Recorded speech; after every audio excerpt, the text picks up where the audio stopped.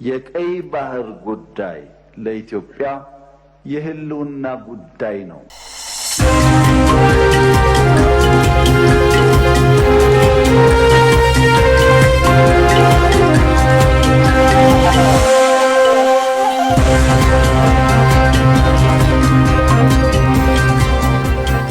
የአውሮፓ ህብረት እስራኤል በጋዛ እየወሰደችው የሚገኘው ጥቃት ሐማስን ለመፋለም ከሚያስፈልገው በላይ ነው ሲል ተቃወመ። ህብረቱ ጫና በመፍጠር የእስራኤልን ድርጊት ማስቆምንም እንደ መፍትሄ ወስዷል። የጋዛ ነዋሪዎች በበቂ መጠን እርዳታ እየደረሳቸው አይደለም። ዘላለም ተፈሪ ጥቅምት 7 ሐማስ ጥቃት ከፈጸመ በኋላም እስራኤል ከባድ እርምጃ ወስዳ በርካታ መሪዎቹን ገድላለች። ጋዛንም በአብዛኛው ክፍሉ ወደ ፍርስራሽነት ቀይራለች። በዚያ ሰርጥ ከ50 ሺህ በላይ ፍልስጤማውያን ህይወታቸውን አጥተዋል። በእስራኤልና ሐማስ ስምምነት ፈንጥቆ የነበረው ተስፋ ከደበዘዘ በኋላም የእስራኤል ጥቃት ከቀድሞው ሰፍቶ ቀጥሏል። በዚህም ምክንያት ዓለም አቀፍ ተቋማት ቴልአቪቭን እየወቀሱ ነው። የቤንያሚን ኔታንያሁ ሀገር መልስ ግን ተመሳሳይ ነው። ፍልሚያችን ከሐማስ ጋር ነው የሚል አውሮፓውያን አስቀድመው እስራኤል ላይ የደረሰው ጥቃት ሽብርተኝነት ነው፣ ሐማስ ኃላፊነቱን ሊወስድ ይገባል ሲሉ ቆይተዋል። አሁን ግን የእስራኤል የጋዛ ድብደባ ሐማስን ለማጥፋት ከሚያስፈልገው በላይ ነው በሚል ተቃውሞ ላይ ናቸው። የአውሮፓ ህብረት እስራኤል በጋዛ ላይ የምትፈጽመውን ጥቃት አውግዟል። የህብረቱ ከፍተኛ ዲፕሎማት ካጃ ካላስ ከእስራኤል ጋር የሚደረግን ንግድን በተመለከተም በድጋሚ ለማጤን እንደሚገደዱ ከተናገሩ ከቀናት በኋላም የቀውሱን አሳሳቢነት ለመግለጽ ዳግም ተመልሰዋል። እንደ ፍልስጤም ጤና ሚኒስቴር እስራኤል ለሳምንታት የዘለቀው የተኩስ አቁም ስምምነትን አፍርሳ ጥቃት ከጀመረችበት አንስቶም 3924 ፍልስጤማውያን ህይወታቸውን አጥተዋል። ይህን የእስራኤል ጥቃት ለማስቆም ጫና መፍጠር ያስፈልጋል ከሚል መነሻም አውሮፓውያን በህብረቱ በኩል የንግድ ግንኙነታቸውን ለማቆም ይመክራሉ። የካጃ ካላስ የዛሬ ሀሳብም ጫና ለመፍጠር ያለመ ነው። የጀርመን መራሄ መንግስት ፍሬድሪክ ሜርዝ አስቀድሞ የቴልአቪቭን ጥቃት ካወገዙ በኋላ ነው ካጃ ካላስ የበርሊኑን መሪ ሀሳብ ያጠናከሩት። ፍሬድሪክ ሜርዝ ከዚህ በኋላ እስራኤል በደረሰባት ጥቃት በጋዛ አሳካቸዋለሁ ብላ የያዘቻቸውን ዓላማዎች ለመረዳት እንደማይችሉ ተናግረዋል። እንደ ጀርመኑ መራሄ መንግስት የጋዛ ህዝብ የተጎዳበትን መንገድ ተመልክተው ካሁን በኋላ ከሐማስ ጋር በሚገናኝ ሽብርተኝነትን መዋጋት የሚል ምክንያት ቢመጣ ሊቀበሉት አይችሉም። ጀርመን በአውሮፓ ህብረት ውስጥ ዋነኛ የእስራኤል የንግድና ዲፕሎማሲ አጋር ነች። በሁለተኛው የዓለም ጦርነት አስከፊው አይሁዳውያን ላይ ከተፈጸመው የዘር ማጥፋት በመነሳት ታሪካዊ ትስስር አላቸው። 60 ዓመታት የደፈነው ዲፕሎማሲያዊ ግንኙነታቸው እያደገና እየጠነከረ ተጉዟል። በህብረት ውስጥ ጀርመን የእስራኤል ሁነኛ የምጣኔ ሀብት አጋር ነች። በ2022 የ8.94 ቢሊዮን የአሜሪካን ዶላር የንግድ ልውውጥ አድርገዋል። እስራኤል ሀገር ልትሆን ይገባል የሚል አቋምን ከበርካታ አስርት ዓመታት በፊትም ስታራምድ ራሷን የመከላከል መብቷ ሊጠበቅ ይገባል ስትልም ቆይታለች። የጀርመኑ መራሄ መንግስት የአሁኑ አቋም የህልውና ስጋት ሆኖብኛል ካለችው ከሐማስ ስጋትም ያለፈ ኃይል እየተጠቀመች ነው የሚል ነው። እናም አጠቃላይ ከአውሮፓ ህብረት በተናጠልም ከጀርመን የሚመጣ ጫና ከፍተኛ ሊሆን ይችላል። ፈረንሳይና ዩናይትድ ኪንግደምም ተመሳሳይ አቋም አላቸው። እስራኤል የጦር መሳሪያ ከምትሸምትባቸው አጋሮቿ አንዱም የአውሮፓ ህብረት ቢሆንም ጠቅላይ ሚኒስትር ቤንያሚን ኔታንያሁ ግን ያለነዚህ ሀገራት ድጋፍም ዓላማችንን እናሳካለን እያሉ ቀጥለዋል።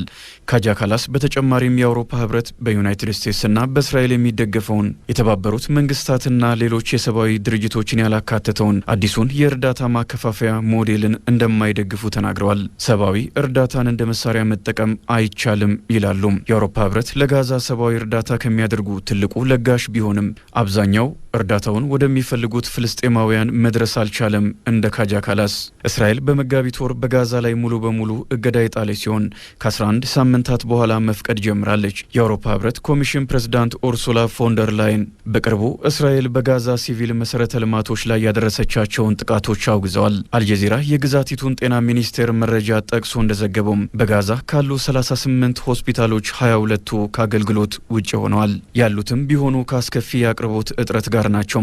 ካላስ በመጪው ሰኔ ወር በብራሰልስ በሚካሄደው የአውሮፓ ህብረት የውጭ ጉዳይ ሚኒስትሮች ስብሰባ ላይ አማራጮችን እንደሚያቀርቡ ተናግረዋል። የተባበሩት መንግስታት ድርጅት በጋዛ ያለው 2.1 ሚሊዮን ህዝብ አስከፊ የረሃብ አደጋ ላይ እንደሚገኝ አስጠንቅቋል። እስራኤልና አሜሪካ አዲሱ የጋዛ የሰብአዊ ፋውንዴሽን GHF የሚመራውን አዲሱን የእርዳታ ስርጭት ስርዓት እየደገፉ ነው። የGHF የእርዳታ ማከፋፈያ ዘዴ የአሜሪካን የደህንነት ተቋራጮችን ይጠቀማል። አሜሪካና እስራኤል ሲደግፉት ምክንያት ምክንያታቸውም እርዳታው በሐማስ እንዳይሰረቅ እያደረገ ያለ ስርዓት ነው የሚል ነው። በእርግጥ ሐማስ እርዳታ ይነጥቃል መባሉን ያስተባብላል። በሌላ በኩል የእስራኤል ጠቅላይ ሚኒስትር ቤንያሚን ኔታንያሁም የእስራኤል ወታደሮች ከሐማስ ጋር እየተፋለሙ ሲቀጥሉም የጋዛን ህዝብም በደቡባዊ ግዛት ወደሚገኝ ነጻ ቀጠና ለማዛወር አለን ያሉትን እቅድ በድጋሚ ተናግረዋል። በፈቃደኝነት ወደ ሌላ ሀገር ማጋዝ የሚልም ሐሳብ ቢናገሩም ብዙዎች በግዳጅ እንደሚደረግ ማባረር እየተመለከቱት ነው። እንደ ቢቢሲ መረጃ እስራኤል የሚደረግባት ጫና ቢቀጥልም ታጋቾች እስኪመለሱና ሐማስ እስኪጠፋ እቀጥላለሁ በሚል አቋም ጸንታለች። ዓለም አቀፍ መገናኛ ብዙሃን እየዘገበ ያሉ ጉዳዮችን ልንገራችሁና ቃልአብ ግርማ በትንታኔ ወደሚነግረን ርዕስ እናልፋለን። የጀርመኑ መራሄ መንግስት ፍሬድሪክ ሜርዝ ለዩክሬን የረዥም ርቀት ሚሳኤል ለመስጠት ቃል ገብተዋል። ይህ ሚሳኤልም 500 ኪሎ ሜትር ይምዘገዘጋል ተብሏል። 310 ማይልስ ማለት ነው። ዘ ቶረስ ይሰኛል ይሄ የሚሳኤል። በበርሊን የሚገኙት የዩክሬኑ ፕሬዚዳንት ቮሎዲሚር ዜሌንስኪ በጀርመንና በዩክሬን መካከል ስላለው ትብብር አውሮፓን ደህንነትን በተመለከተ በርካታ ጉዳዮች ላይ እየተወያዩ ነው የሚገኙት። ከትናንትና ጀምሮ የዩክሬኑ ፕሬዚዳንት እንግዲህ በርሊን ናቸው። ጀርመንም በተለይ መጀመሪያው ወደ ስልጣን ከመጡ ጊዜ ጀምሮ የጀርመኑ መራሄ መንግስት ፍሬድሪክ ሜርዝ ለዩክሬን ድጋፋቸውን እንደሚያጠናክሩ ሲገልጹ ነበር። አሁን ደግሞ በተጨባጭ የረዥም ርቀት ሚሳኤልን ለመስጠት መወሰናቸው ነው ቢቢሲ እየዘገበ የሚገኘው። ከዚህ ቀደም የነበሩት መራሄ መንግስትም ኦልፍ ሾልዝም በተመሳሳይ ከዩክሬን ጎን እንደነበሩና ለዩክሬንም ተመሳሳይ ድጋፎችን ሲያደርጉ እንደነበረ እናስታውሳለን። በቀጣይ በምስራቅ አውሮፓው ጦርነት ላይ የራሷን የመከላከልም ሆነ በማጥቃት ውስጥ የበላይነት እንድትይዝ ዩክሬንን አቅም የሚፈጥርላት እንደሚሆን ይጠበቃል እየተባለ ነው የሚገኘው። ሌላኛው የኤለን መስክ ጉዳይ ነው። ኤለን መስክና ዶናልድ ትራምፕና እንደዚሁ የፌዴራል የንግድ ፍርድ ቤቱ ጉዳይ ዓለም አቀፍ መገናኛ ብዙሃንን ትኩረት የወሰደ ነው። የአሜሪካ የፌዴራል ንግድ ፍርድ ቤት ዶናልድ ትራምፕ በተለያዩ ሀገራት ላይ ጥለውት የነበረው በመላው ዓለም ማለት ይቻላል በተለይ በቻይና፣ በካናዳ፣ በሜክሲኮ፣ በአውሮፓ ህብረትን ጨምሮ የጣሉት የተናጠል ከፍተኛ ታክስ ጭማሪ ምን ያህል ዓለምን መነጋገሪያ እንደነበርና የዓለም ኢኮኖሚ ስርዓትን አናክቶት እንደነበረ እናውቃለን። ዝቅተኛው የታሪፍም 10% እንደነበረ እናስታውሳለን። እስከ 145 የደረሰ የታሪፍ እቀባን ጭምር ዶናልድ ትራምፕ አስተዋውቀው ነበር፣ ይፋ አድርገው ነበረ። ከቻይና ጋር ምን ያህል ሰጣ ገባ ውስጥም እንደገቡ እናውቃለን። አሁን ላይ በመንሃታን የሚገኘው የአሜሪካ ፌዴራል የንግድ ፍርድ ቤት ዶናልድ ትራምፕ የጣሉት ከፍተኛ ታሪፍ እንቅስቃሴን አግዶባቸዋል። ይህ በሳቸው መልካም ፍቃድ የተወሰነ የግል ፍላጎታቸውን ያንጸባረቁበት እንጂ የአሜሪካን ኢኮኖሚ ቀውስ ውስጥ የሚከት ነው። ስለዚህ በቻይናም ሆነ በካናዳ እንደዚሁም በሜክሲኮ የተጨመረ የተናጠል ከፍተኛ ታሪፍ ጭማሪ ተግባራዊ ሊደረግ አይችልም ብሎ አግዷል። ከዚሁ ጋር በተገናኘ ደግሞ እሳቸው የውጭ ቅነሳ እቅዳቸውን የተቃወመው ኤለን መስክ ከትራምፕ አስተዳደር ራሱን ማግለሉን በኤክስ ገጹ ላይ ይፋ አድርጓል። እንግዲህ ከትራምፕ አስተዳደር ጋር በተለይ በቅስቀሳ ወቅት ላይ የነበረውን ተሳትፎ እናስታውሳለን ኤለን መስክን። አሁን ግን በቀጥታ ከወጪ ቅነሳ ጋር በተገናኘ ዶናልድ ትራምፕ እያራመዱት ባለው አቋም ደስተኛ አይደለውም።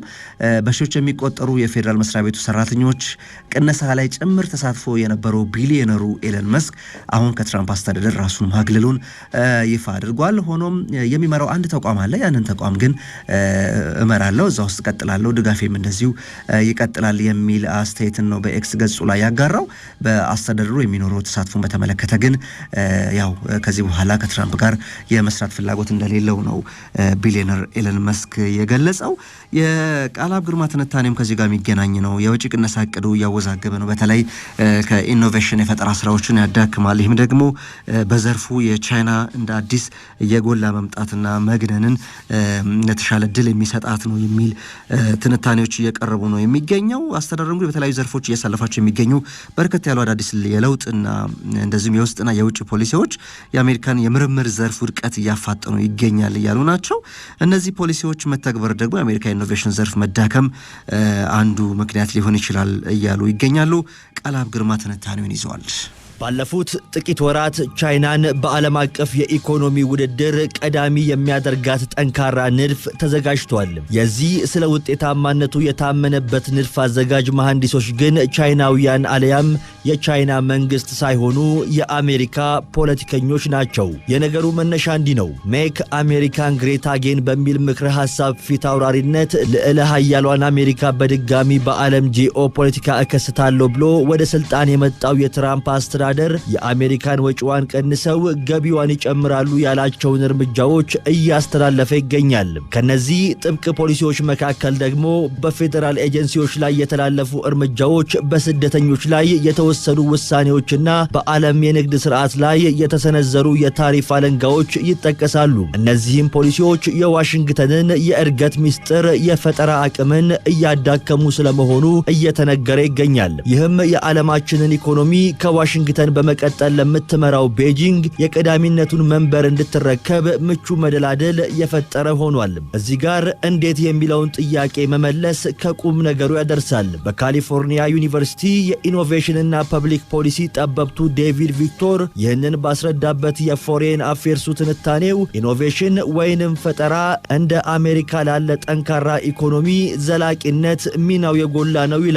ከሁለተኛው የዓለም ጦርነት ወዲህ ቢያንስ 1/4ኛው የአሜሪካ የኢኮኖሚ እድገት በኢኖቬሽን የተመራ መሆኑ ዛሬ ላይ እስከ 45 በመቶ የአሜሪካ ኢኮኖሚ በፈጠራው ዘርፍ እየተደገፈ መገኘቱ ደግሞ ለዚህ ማስረጃው ነው። ባለፉት በርካታ አስርት ዓመታትም ከዋሽንግተን ካዝና የዩኒቨርሲቲ ምርምሮችን፣ የብሔራዊ ቤተ ሙከራዎችንና የጥናት ተቋማትን ለመደገፍ የሚወጡ በጀቶች አገሪቱ የፈጠራ ሐሳብ ንጥፈት እንዳይገጥማትና በየጊዜው ኢኮኖሚያዊ እድገትን የሚያዋልዱ ምክረ ሐሳቦችን እንዳትቸገር አድርጓል።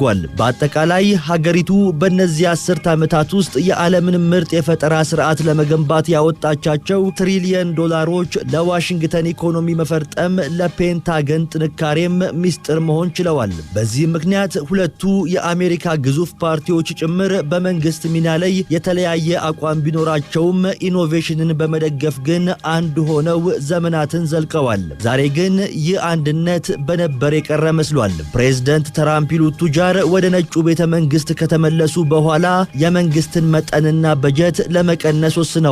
ባለፉት ጥቂት ወራት የተወሰኑትን እንኳን ብንመለከት በፌዴራል መንግስት ለፈጠራ የሚደረጉ የገንዘብ ድጋፎች በከፍተኛ ደረጃ አሽቆልቁለዋል። ለብሔራዊ የጤና ተቋማት ምርምር የሚሰጡ ወደ 1000 የሚጠጉ የምርምር ድጋፎች በትራምፕ አስተዳደር ተቋርጧል። የእነዚህ የምርምር ድጋፍ ፈንዶች ምንጭ መድረክ ታዲያ የአሜሪካን ፈጣን የምርምር ተቋማት እንቅስቃሴ በእንብርክክ የሚያስኬድ የፈጣሪ አእምሮዎችን ኢኖቬሽን ማህፀን የሚያመክን ነው። ካለፈው የካቲት ወር መጠናቀቂያ በኋላ በበጀት ቅነሳው ምክንያት በርካታ የመንግስትና የከፍተኛ የትምህርት ተቋማት የምርምር ማዕከላት ሰራተኛ ቅነሳ ማድረጋቸው ደግሞ ለዚህ ማስረጃ መሆን ይችላል። በዋሽንግተን የፈጠራ ዘርፍ ላይ ስጋት የደቀነው የትራምፕ ፖሊሲ ታዲያ በበጀት ቅነሳ ብቻ አይደለም። ለመጤዎች ያለው ጥላቻም እዚህ ጋር በተጨማሪነት መነሳት ይችላል።